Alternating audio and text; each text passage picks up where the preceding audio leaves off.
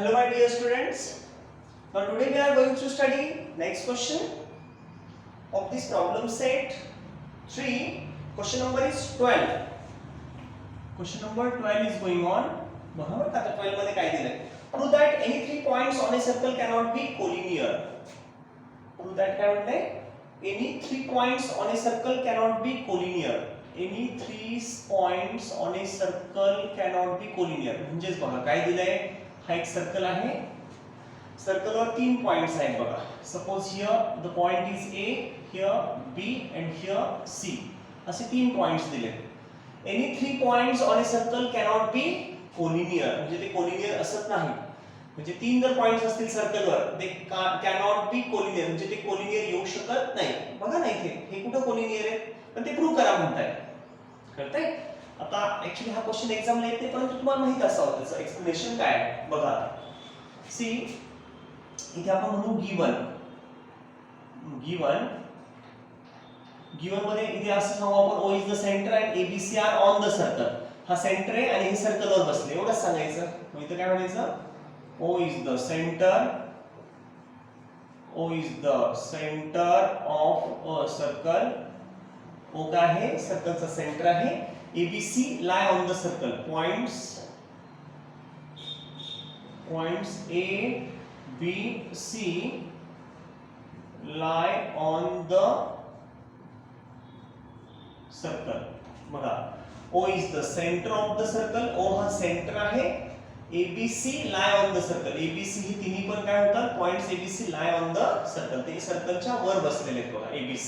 Okay. आता बघा to prove आपल्याला प्रूव्ह काय करायचंय? वी हॅव टू प्रूव्ह आपल्याला प्रूव्ह काय करायचंय? Points ABC are non collinear points. काय म्हटलं त्यांनी?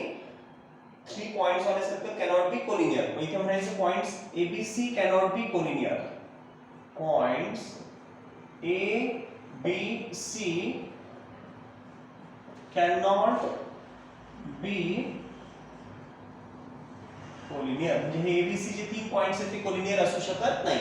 इथे कन्स्ट्रक्शन म्हणूया आपण. बघा कन्स्ट्रक्शन मध्ये काय म्हणायचं? Draw OA OB OC. Draw segment OA. पहिली OA OB OC. Draw segment OA OB OC. ह्या 3 ड्रॉ करायचे बघा. OA OB आणि इकडे OC. त्यानंतर AB आणि BC. इथे अशी AB पण एक ड्रॉ करायची and segment AB and segment BC. OA AOB OC AB and AB नंतर BC. सेगमेंट BC एवढे जॉइन केले बघा. 1 2 3 4 5 5 segments we join here. We draw. We are drawing here first, second, third, fourth, fifth. That means 5 segments you have to draw here. After that, see, after these 5 segments, ह्या 5 segment नंतर पुढे काय करायचं का? हे construction नंतर proof बघायचं आपल्याला. आता प्रूफ मध्ये आपण काय सांगणार बघा. व्यवस्थित समजून घ्या बरं का प्रूफ काय करायचं. आता इथे तुम्हाला हे कळलं पाहिजे. ABC lie on the circle. हे पॉइंट्स बघा. ABC कुठे आहेत? सर्कलवर. मग इथे म्हणायचं points ABC points ABC lie on the circle. कुठे आहे बाळांमध्ये? ABC पॉइंट्स कुठे आहेत? सर्कलवर. बरोबर आहे? It is given. हे त्यांनी दिलेलं आहे. Given part. आता पुढे काय? ABC जर सर्कलवर आहेत बघा. ABC lie on the circle. पुढे काय? मग therefore OA is equals to OB. Therefore, इथे आपण म्हणूया segment OA is congruent to segment OB. OA equals to OB. बघा बरं करेक्ट आहे हे. Segment OA is congruent to segment OB. बघा OA congruent to OB. हे OA आणि OB इक्वल आहे. का बरं? Radius of the same circle. इथे म्हणायचं रेडियस ऑफ सेम सर्कल. एका सर्कलच्या क्या रेडियस आहे. OA is equals to OB. हे दोन्ही OA आणि OB एका सर्कलच्या दोन रेडियस. जर तसं असेल बघा बरं, समजा आता एखादा असा पॉइंट आहे बघा, इथे हा पॉइंट आहे आणि इथे दोन पॉइंट आहे.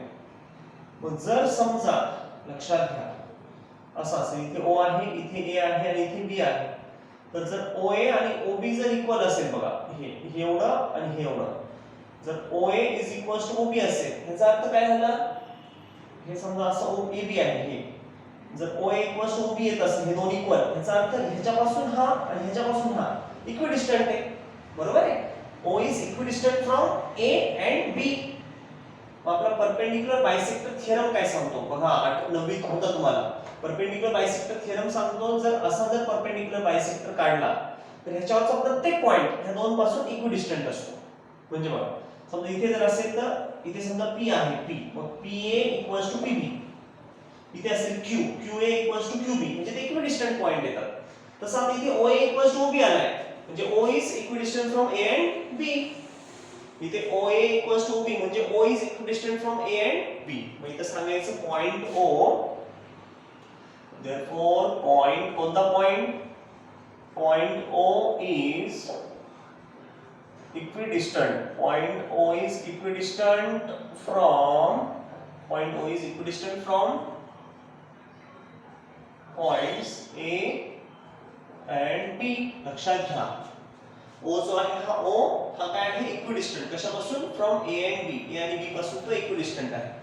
याचाच अर्थ काय, O is equidistant from A and B, A आणि B पासून तो इक्वल अंतरावर आहे, म्हणजेच काय, O lie on the perpendicular bisector of AB. म्हणजे या AB च्या तो कशावर बसतो, इक्विडिस्टंट, ह्याच्या दोघांपासून इक्वल अंतरावर आहे, म्हणजेच it lies on perpendicular bisector of AB. मग इथं सांगायचं point O lie on,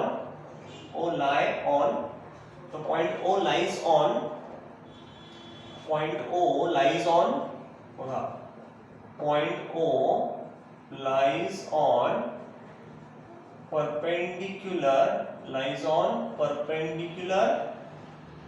bisector of segment AB. बघा O कुठे लाय होतो, O lies on, कशावर बसलाय O lies on perpendicular bisector AB, AB च्या, या AB च्या परपेंडिक्युलर बायसेक्टरवर, या AB च्या परपेंडिक्युलर बायसेक्टरवर कोण बसलाय, O lies on perpendicular bisector of AB. Okay, ह्या नंबर 1 द्या. ठीक आहे. तसंच आता दुसरं पण तेच सांगायचं आपल्याला, कसं, जसं आता O ह्या AB पासून, तसं BC चं तेच आहे, OB equals to OC. Similarly इथे म्हणायचं, सिमिलरली त्याचप्रमाणे बघा म्हणतात, सिमिलरली काय, OB equals to OC, seg OB is congruent to seg OC. OB आणि OC इक्वल, ह्या का बरं इक्वल आहेत बघा ना, ह्या OB equals to OC, red of the same circle. इथे पण रेडाय ऑफ सेम सर्कल. मग आता जर OB इक्वल्स टू OC म्हणजे O lie on the perpendicular bisector of BC, बरोबर आहे का. मग इथे सांगायचं पॉइंट O, ह्याला रिझन काय, point O lies on perpendicular bisector of BB. इथे म्हणायचं perpendicular bisector theorem, perpendicular bisector theorem. तसं इथे म्हणायचं by, therefore by perpendicular bisector theorem. काय सांगतो बघा म्हणजे परपेंडिक्युलर बायसेक्टर थिअरम, येते का लक्षात, बघा विचार करायचा त्याच्यावर, नुसतंच लिहून घ्यायचं नाही, नुसतंच बघायचं नाही, त्याच्यावर काय सांगते त्या प्रत्येक पॉइंटवर विचार करायचा आहे.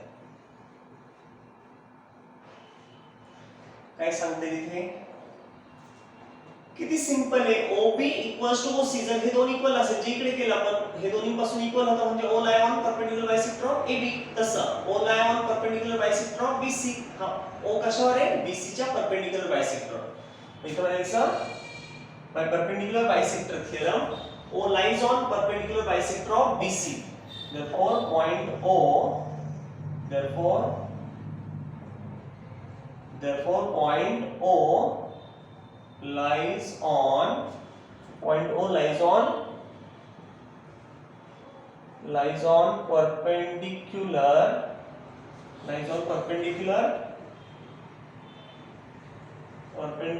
bisector of segment O lies on perpendicular bisector of segment BC. कारण OB OC इक्वल बघा, ह्या दोन इक्वल म्हणजे O कशावर आहे? या BC च्या perpendicular bisector. O lies on perpendicular bisector of segment BC च्या परपेंडिक्युलर बायसेक्टर. जसे इथे म्हणलं point O lies on perpendicular bisector of AB, O lies on perpendicular bisector of BC म्हणजे AB च्या पण परपेंडिक्युलर आणि BC च्या पण परपेंडिक्युलर बायसेक्टर हा राहतोय. ह्याला नंबर 2 द्या. ह्याला सुद्धा रिझन परपेंडिक्युलर बायसेक्टर थेरम. आता बघा बरं का, फ्रॉम 1 and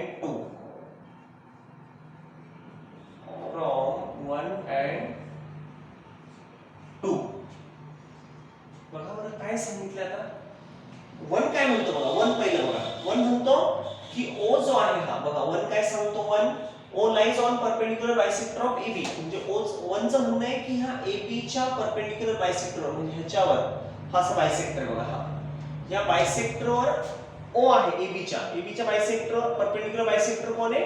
O. त्या परपेंडिक्युलर बायसेक्टरवर O बसलाय AB च्या. 2 काय म्हणतो बघा, 2 BC च्या पण परपेंडिक्युलर बायसेक्टरवर म्हणजे असा, जसा ह्याचा पण बायसेक्टर आणि ह्याचा पण परपेंडिक्युलर बायसेक्टरवर O बसला म्हणजे O काय, ह्याचा आणि ह्याचा ह्या दोघांचा पॉइंट ऑफ इंटरसेक्शन. कळतंय? म्हणजे O is the point O, हा point O is the point of intersection of perpendicular bisectors of AB and BC. म्हणजे AB आणि BC या दोघांचे जे बायसेक्टर आहे बघा, हा इथून जाणारा असा, ह्याचा बायसेक्टर असा, या दोन बायसेक्टरचा पॉइंट ऑफ इंटरसेक्शन हा O आहे. कळलं? ते आपण 3 मध्ये सांगू. कारण हा म्हणतो ह्याचा बायसेक्टरवर बसला, हा म्हणतो ह्याच्या बायसेक्टरवर बसला. ह्याला विचारलं कुठे बसलाय O, तो म्हणतो माझ्या बायसेक्टरवर AB च्या O बसलाय. ह्याला विचारलं हा म्हणतो माझ्या पण बायसेक्टरवर बसलाय. नंतर बघितलं O दोघांच्या बायसेक्टरवर बसलाय म्हणजे तो पॉइंट ऑफ इंटरसेक्शन आहे. कळलं? इथे म्हणायचं from 1 and 2 point O is the point O lies on perpendicular bisectors of point O बघा, point O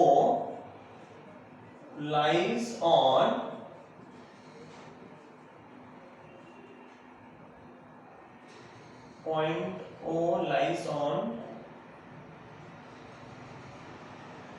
असं म्हणण्यापेक्षा असं म्हणू आपण point O is the point of intersection. Point O काय म्हणता येईल आपल्याला, point O lies on perpendicular bisector of AB and BC. AB आणि BC च्या किंवा असं पण म्हणता येईल आपल्याला काय, perpendicular bisectors of AB and BC intersect at point O. Simple. ह्याचा बायसेक्टर कुठे भेटतात? O मध्ये. असं सांगू आपण बघा काय, from 1 and 2 perpendicular bisectors of बघा, perpendicular bisectors of कोणाचे परपेंडिक्युलर बायसेक्टर? AB आणि BC चे. Perpendicular bisector of segment AB and BC बघा, परपेंडिक्युलर बायसेक्टर AB चा आणि BC चा इंटरसेक्ट कुठे, intersect at point O. BC intersect at point O. intersect at point O. O या point मध्ये intersect करताय. ओके. आता बघा, ह्याचा बायसेक्टर आणि ह्याचा बायसेक्टर ह्या दोघांचे बायसेक्टर कुठे इंटरसेक्ट करताय? O पॉइंट मध्ये. ठीक आहे? कळतंय का बघा, ह्याचा बायसेक्टर कुठे इंटरसेक्ट करताय? O मध्ये. ह्याला नंबर 3 द्या आता, थर्ड. म्हणजे कळलं ह्याच्यात काय झालं, याचा आणि याचा दोघांचे बायसेक्टर इथे इंटरसेक्ट करता O म्हणजे O दोघांच्या बायसेक्टरवर बसलाय. आता काय करायचं बघा, आता असं अज्युम करू आपण की हे 3 जे पॉइंट्स आहेत हे सर्कलवर आहेत ना, असं आपण कन्सिडर करू की ते समजा कोलिनियर आहे. बघा बरं का काय होतं ते. आता मी पुसून टाकतोय ते आपण पुढचा पार्ट लिहूया. प्रूव्ह काय करायचं तेवढं स्टॉप करू. बरं जाऊ द्या. इथे काय आता लक्षात घ्या बरं का, काय म्हणायचं आपल्याला काय दाखवायचंय की ABC आर काय म्हणतो म्हटलं त्यांनी क्वेश्चन मध्ये, that any 3 points on circle cannot be collinear. म्हणजे हे पॉइंट ABC जे आहेत ते कोलिनियर असू शकत नाही असं दाखवायचं आपल्याला. आता आपण असं उलट म्हणायचं काय इनडायरेक्ट रूप मध्ये की points let us suppose that points ABC are collinear. असं आपण गृहीत धरू काय की पॉइंट्स ABC काय आहेत कोलिनियर. मग इथे म्हणूया suppose let us assume that असं आपण म्हणूया गृहीत धरू काय let us assume that points ABC are collinear. Actually ते collinear आहेत का नाहीये पण आपण असं म्हणू समजा ते collinear आहे. Let us assume that points A B C are collinear.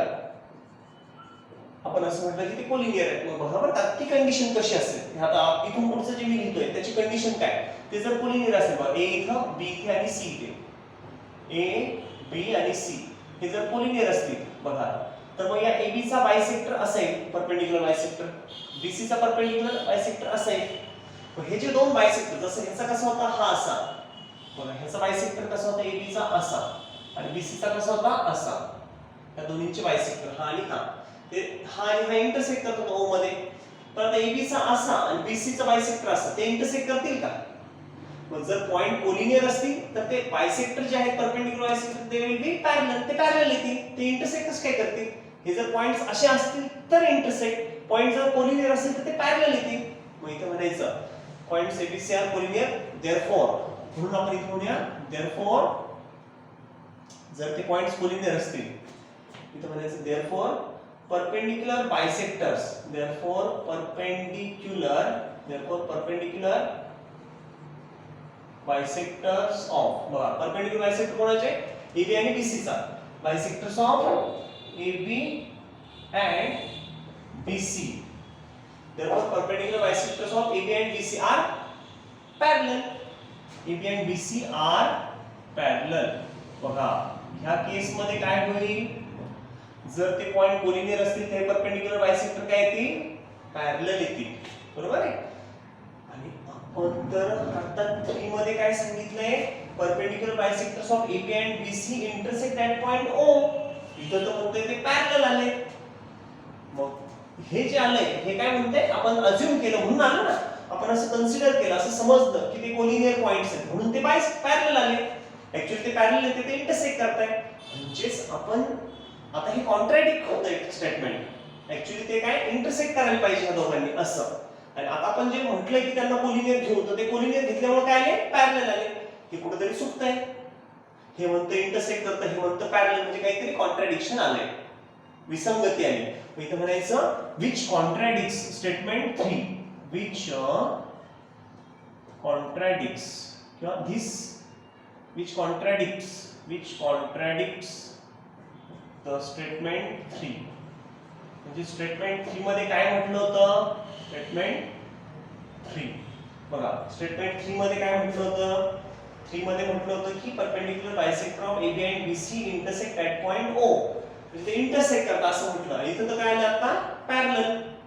ते म्हणतं इंटरसेक्ट हे म्हणतं पॅरलल म्हणजे कॉन्ट्राडिक्ट म्हणजे तिसऱ्याचं विसंगत स्टेटमेंट आलं त्याच्या कॉन्ट्राडिक्शन मध्ये आलं. म्हणून तिसरं तर आपलं स्टेटमेंटचं म्हणणं ते इंटरसेक्ट करताय. याचा अर्थ आपण जे आता समजलंय अज्युम केलं ते रॉंग आहे. therefore our assumption is wrong. therefore our assumption is wrong. आपलं assumption जे आहे आपण जे गृहीत धरलंय जे समजलंय ते रॉंग आहे. our assumption is wrong and therefore points ABC are non-collinear points. therefore points हे कसे असले कोलिनियर येऊ शकत नाही तर ते कसे असले पाहिजे नॉन कोलिनियर.